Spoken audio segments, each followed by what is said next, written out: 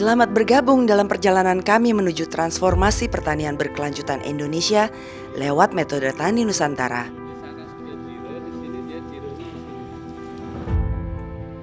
Dalam episode kali ini, kita akan mengikuti kegiatan pelatihan Tani Nusantara di Timor Farm Nusantara, Maukabatan, Timur Tengah Utara, NTT. Diinisiasi oleh DPW Tani Merdeka Jawa Tengah.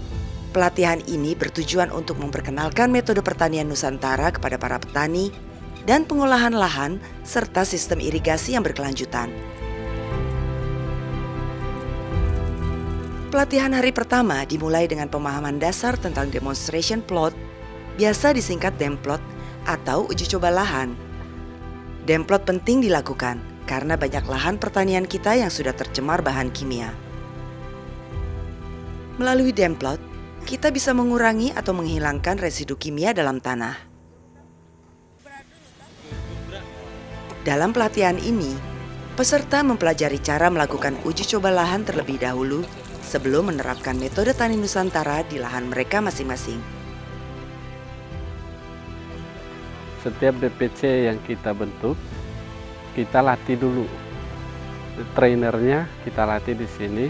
Trainernya itu yang kita tugaskan untuk bikin contoh atau demplot, kemudian mereka yang kita bebankan kita minta untuk bantu kita mensosialisasikan metode tani yang diterapkan di sini dalam wadah Tani Merdeka ini kepada masyarakat umum. Inisiatif demplot ini diprakarsai oleh Dewan Perwakilan Wilayah Tani Merdeka Jawa Tengah dengan harapan masing-masing Dewan Perwakilan Cabang atau DPC Kabupaten dan Kota bisa membuat laporan hasil demplotnya. Sekarang kan kami wajibkan untuk menyusun rencana tindak lanjut. Mereka menyusun anggaran untuk demplot. Jadi di daerah masing-masing akan dilakukan demplot. Dari sisi biaya biaya pertaniannya sangat murah. Itu minimal 40% dari sistem pertanian konvensional yang memakai pupuk kimia. Itu jadi dari proyeksi anggaran sudah terlihat.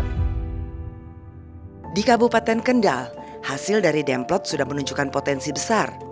Nur Aziz, salah satu peserta, melaporkan peningkatan hasil panen padi dengan menggunakan metode yang mengurangi penggunaan pupuk kimia dan peningkatan pemakaian dan pembuatan pupuk organik sendiri. Kita menggunakan sistem yang tidak banyak menggunakan pupuk pabrikan.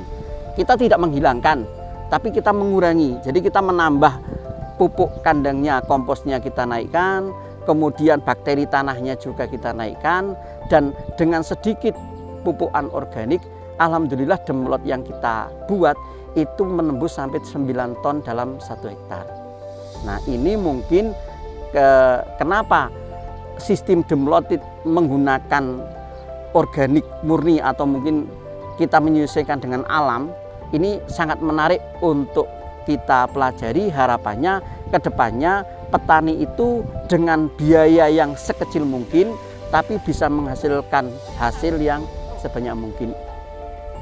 Materi berikutnya adalah tentang sistem irigasi, termasuk penggunaan dropping pipa, rain gun, sprinkle, atau drip. Hal pertama yang harus diperhatikan adalah sumber air, baik itu aliran sungai, air tanah, atau embung penampungan air hujan. Di lahan, kalau di tempat saya nanti yang kita kunjungi itu, saya pakai seperti ini, karena dia bekas sawah.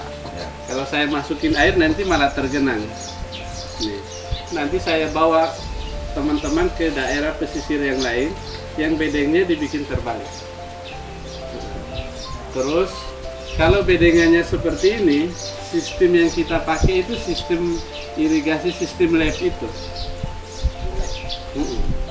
Ini kita pakai yang seperti ini untuk di tempat-tempat yang jumlah airnya cukup tinggi. Artinya airnya cukup banyak, tapi kandungan pasirnya sangat tinggi dan di situ tidak ada hujan. Kita pakai sistemnya seperti ini. Bedengnya kita balik. Jadi kalau orang mau bersihkan rumput, dia malah naik ke atas parit ini. Paritnya malah dinaikkan ke atas. Setiap daerah memiliki karakteristik lahan yang berbeda. Di Kota Magelang misalnya, Sri Sumirat menggunakan bedengan tinggi untuk mengatasi masalah banjir dan kekeringan. Kalau saya pakai bedeng yang tinggi, Pak. Bedeng yang tinggi itu artinya bukan yang, karena air di kami itu air tercukupi. Ketika banjir ya terendam, ketika panas ya masih mengalir. Jadi bedengan itu agak tinggi. Dibikin tinggi supaya nggak kena banjir. Itu satu. Untuk di daerah saya yang ada di Mertoyudan. Tapi untuk di beberapa wilayah lain itu kita bisa pakai yang sistemnya lurus itu datar. Transformasi pertanian di Jawa Tengah melalui pelatihan Tani Nusantara ini adalah langkah nyata menuju pertanian berkelanjutan. Dengan memanfaatkan metode Tani Nusantara, petani dapat meningkatkan hasil panen sekaligus menjaga kelestarian lingkungan. Mari kita dukung dan sebarkan praktik baik ini untuk masa depan pertanian Indonesia yang lebih baik. Terima kasih telah mengikuti perjalanan kami. Sampai jumpa di episode berikutnya.